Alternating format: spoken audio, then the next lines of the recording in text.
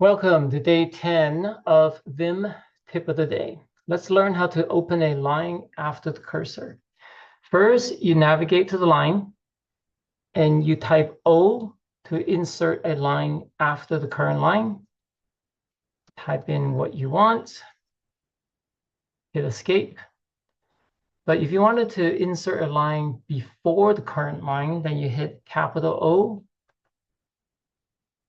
And this is the line above. So that's it, pretty simple. O and uppercase O. As a bonus, here's a quick tip to show the line numbers. So hit escape, colon, set, number. Voila, so now you have line numbers. And we will have a lot more tricks once we can see line numbers. As always, thank you for watching. And if you ever need software engineering tutoring, check out my profile.